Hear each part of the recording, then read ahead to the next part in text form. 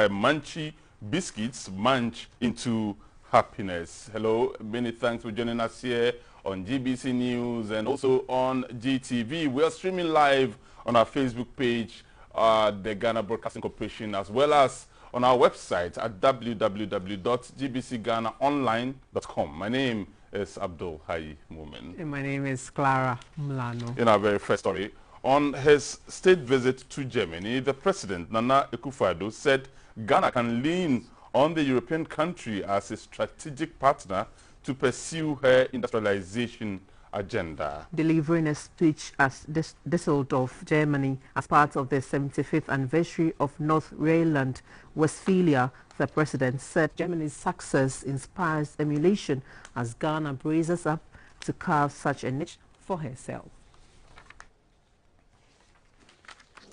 North Rhine-Westphalia, Germany's most industrialized and populous state, houses about 40% of the country's companies, covering the areas of mechanical engineering, manufacturing, telecommunications and e-commerce, among others. For more than 7 decades, the state has been the backbone of Germany's economy, making it one of the outstanding industrialized nations in the world. President Akufo-Addo's visit here is twofold. First, to congratulate the state as an industrial hub on her 75th anniversary, and then to glean some lessons back home as Ghana works towards becoming a nation that adds value to raw materials. We in Ghana are drawing inspiration from the success stories of North Rhine-Westphalia and Germany, because likewise we want to build a progressive and prosperous country. There's an often cited African proverb which says, and I quote, "If you want to go fast, go alone. If you want to go far, go together." We have resolved to work hand in hand with North Rhine-Westphalia and Germany because we desire to walk far, especially as we share common attachments to the common values of respect for individual liberties and human rights, of respect for the rule of law, and of respect for the principles of democratic accountability.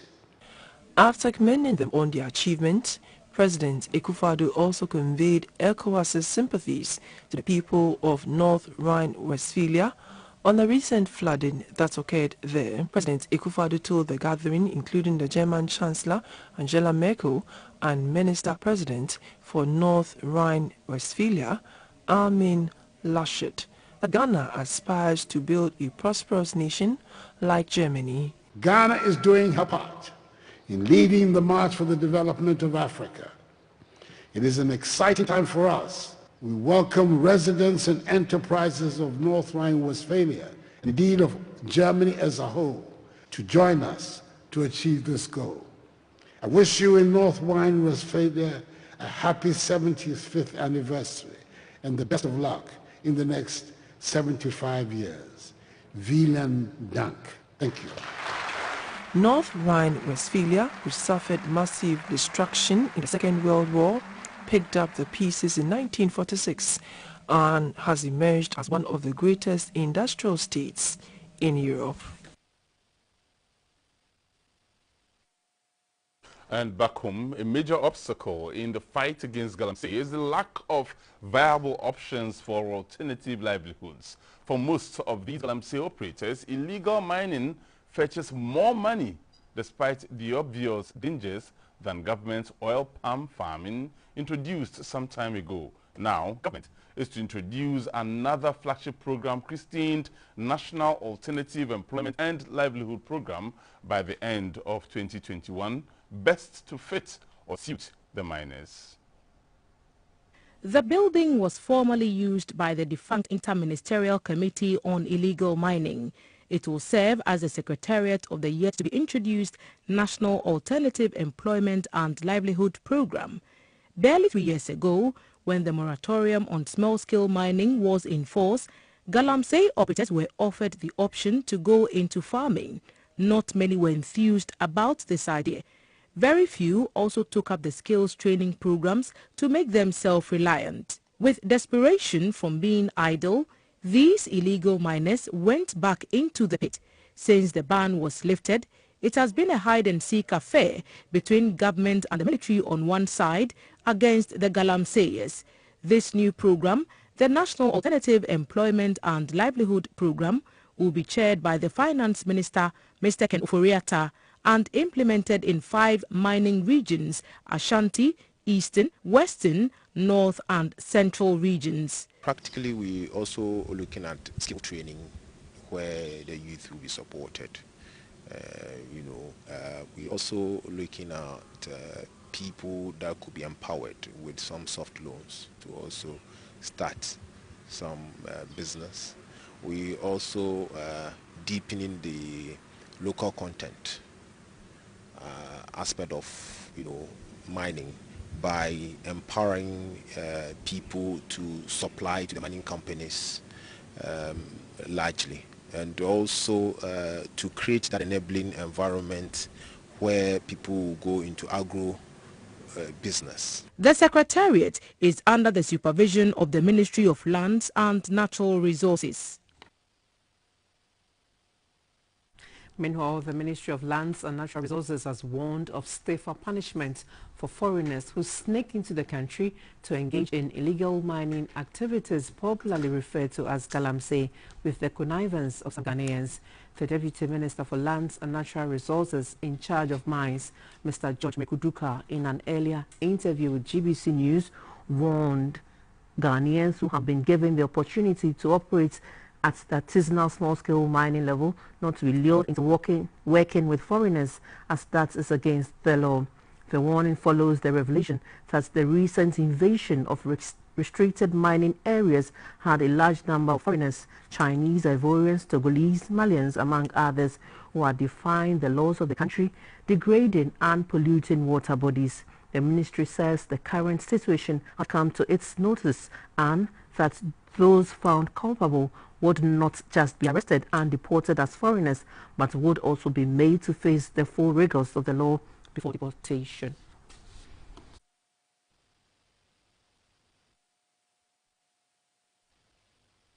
Large-scale sand winning and exports is going on at Amechokope, a village along the Denu-Doje road in the Ketu South district of the Volta region. Amechokope is not far from the Polo customs barrier. The illegal activity is reported to have been going on for years. According to some citizens of the area, the sand extracted and exported to Togo through the Segbe border, one of the entry points along the Ghana-Togo boundary. Over the years, the community members have looked on, not knowing who to report to, because they wonder how the tipper trucks cross to neighboring Togo in the full glare of officials guarding the routes. There's illegal sand winning going on in Amechokope, countryside. We, the people in the community, feel that if government has given the land to Togolese authority, let us know. We are alleging that some officials in the assembly, the district assembly, are behind this illegal sand winning in the export to Togo.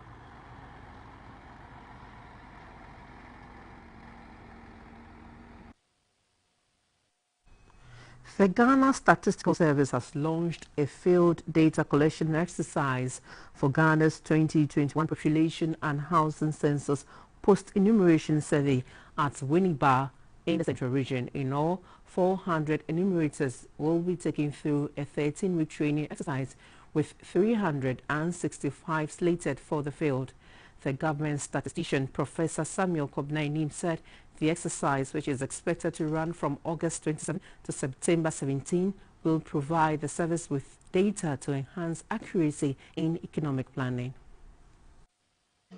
The implementation of the 2021 Census Post-Enumeration Survey is a follow-up to the 2021 Population and Housing Census, and in fulfillment with the United Nations recommendation indicating that post-enumeration survey is undertaken after every census to validate the work of the census by ensuring complete coverage of households and individuals in a country. The Post-Enumeration Survey (PES) is a short survey run in the month after each census. It is run independently from the census to provide an independent assessment of the completeness of the census. The exercise is expected to take place in 498 enumeration areas out of the 51,903 areas in the 16 regions of the country. Also, 91 statistical districts out of the 272 are involved. The government statistician, Professor Samuel Kobena Enim, said the purpose of the post-enumeration survey is to measure the accuracy of the census by independently surveying a sample of the population. This means the survey estimates how many people and housing units were missed or counted erroneously in the census. The post-enumeration survey, it's a quality assurance mechanism that we put in place to ensure that the data is of a certain quality.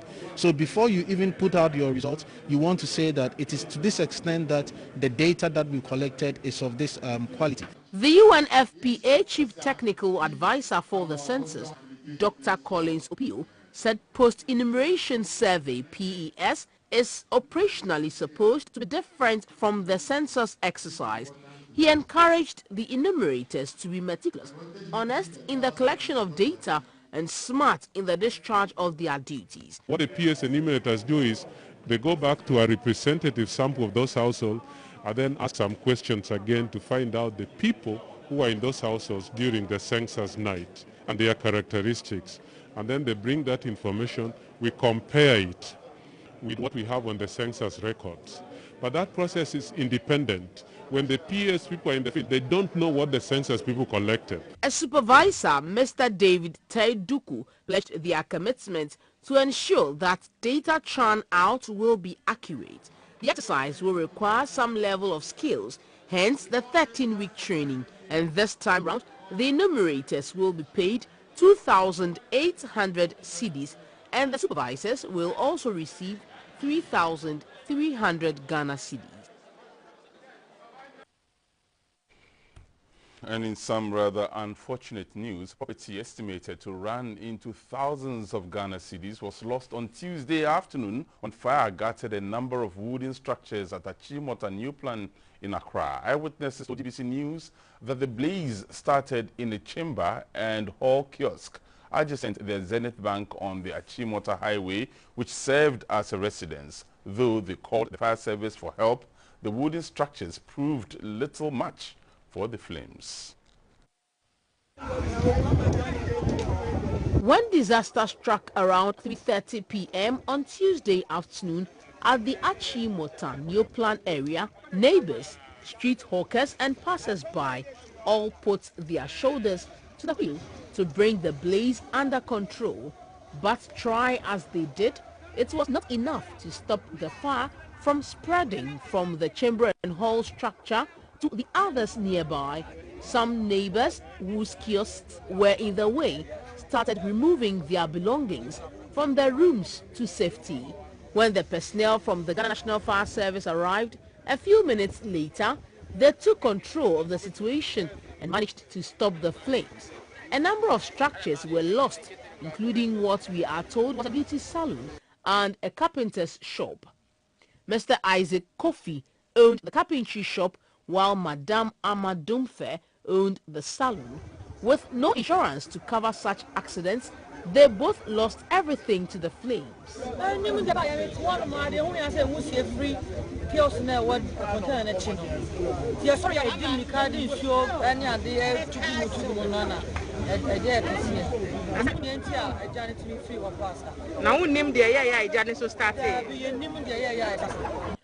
Mr. Isaac Obobi, a station officer from the Abelengbe Fire Station, was one of the men who brought the fire under control as investigations commenced into what may have happened. We don't know. We actually don't know why it started from. So please, you can give us a little time to investigate before we come to. While some heaved a sigh of relief, that the fire did not engulf their homes or source of livelihood. Others are only now beginning to count their losses, but they must make new living arrangements first for the night before thinking of how to pick up the pieces from the ashes to start all over again. The three-story Hong Kong building, which was gutted by fire about a month ago at Okaishin in Accra near the Mokola Market, has been completely pulled down. The markets, which will be reconstructed, follows a recommendation by a committee of inquiry. When GBC News visited the site today, the building had already been pulled down and the debris being collected by personnel from the Ghana Armed Forces. This comes after the approval by the 7-member Committee of Inquiry set up by the Accra Metropolitan Assembly AMA to probe the fire outbreak that occurred on July 5 this year. As at now, one lane of the road has been closed to enable business continuing at the Mokola Market area. In an interview, some traders said even though the dust is in the air and sometimes gets into their eyes, they have no choice than to do their business to make ends meet. Others were also of the view that the exercise is taking too long, which is affecting their business.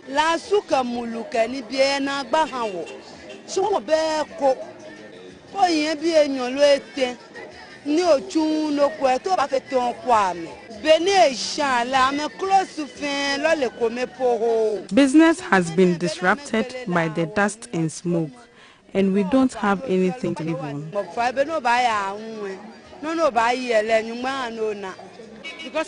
The building could have collapsed on someone. It is good they pulled it down. Customer traffic reduced when the road was blocked, but now that it has been opened, business is picking up. The National Fire Service, the police and NADMO were on hand to offer assistance and to ensure that work goes on without a hitch and without incident. Some eyewitnesses say the fire started from a generator in front of one shop on the 3rd floor of the building, and due to lack of access to water, human and vehicular congestion, firefighters at the Central Business District could not get the premises in good time. Over 100 shops containing fabrics, cosmetics, jewelry and other wares valued at millions of Ghana cedis were completely burnt.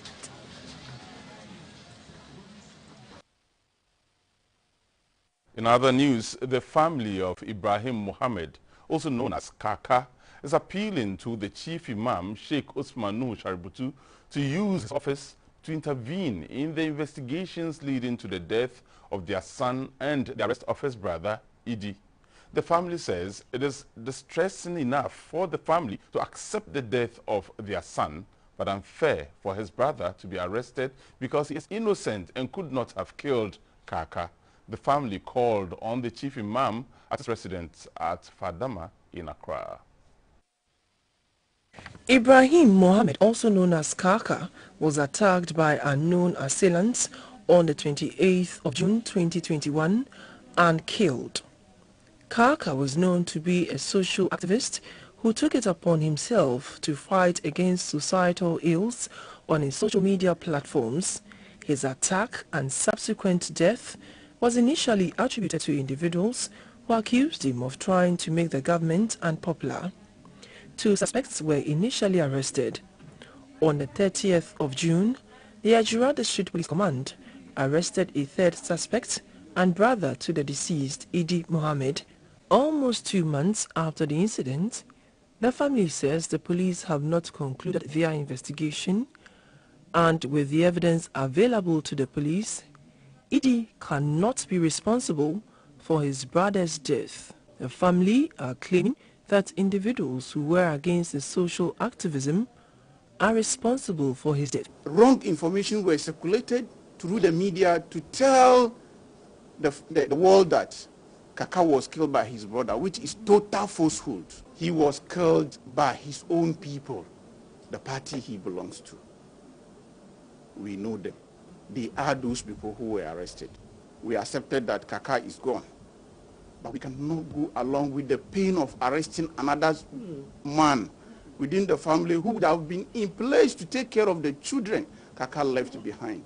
We know that the police retrieved 2 large sticks that Kaka was beaten with from the scene, but they say only Idi killed Kaka. We know that 2 other individuals have been arrested by the police and are being kept by the police. A couple of days ago, Idi told the family that policemen came to hold him and force him to sign the paper. He didn't understand.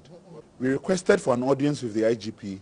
Nobody listened to us. If you come today to the National Chief Imam, we believe that his voice can provide that justice. So we call on him and we call on members of his entourage that the authority that Allah has given to you, please use it to bring justice to members of the Ummah. The Chief Imam told the family that he will get his advisory board involved in the investigations to bring justice to the victims. The government says it is on course with efforts to address the challenges confronting the country's fisheries and aquaculture sector. The plan for the 7th meeting of ministers in charge of fisheries and aquaculture of the Organization of African, Caribbean and Pacific States is to look at technology for new avenues, cross-boundary issues, environmental vulnerability to climate change, among others. The launch of the event took place in Accra. The fisheries and aquaculture sector is an avenue to create jobs and alleviate poverty. Also, it provides food and nutrient security as well as gross domestic product (GDP), contributing in many organizations of the African, Caribbean and Pacific member states, including Ghana. The biennial meetings of ministers in charge of fisheries and aquaculture of the Organization of African, Caribbean and Pacific States (OACPS) forms part of the ministerial fisheries mechanisms to enhance the coordination and cooperation in the collective development and management of the fisheries and aquaculture sector in member states. At the launch of the 7th meeting of ministers in charge of fisheries and aquaculture of the Organization of African, Caribbean and Pacific States, the sector minister, Madam Mavis Hawakumson, said the meeting, which is scheduled to take place from 5th to 8th April 2022 in Ghana, will focus on measures put in place by her ministry to harness the benefits of the blue economy. As we are all aware, the aforementioned can only be achieved by the collective collaboration of all stakeholders in the management of the fishery and aquaculture resources. I wish therefore to call on corporate Ghana and the resource users to support the ministry to successfully host this important meeting. The Chief of Staff, Madam Akosia Fremont-Pare, was the special guest of honor. The rates of marine and coastal ecosystem degradation, mainly due to human activities like the use of illegal fishing methods, over-exploitations of fishery resources, ocean pollution, and the impact of climate change, shows that efforts towards sustaining the ocean and coastal ecosystems to enhance their contribution have been insufficient. There were solidarity messages from the National Fisheries Association of Ghana, NAFAC, and the Ghana Aquaculture Association. The launch had the theme OACPS Blue Economy Agenda 2020, catalyzing the sustainable fisheries and aquaculture development for the future.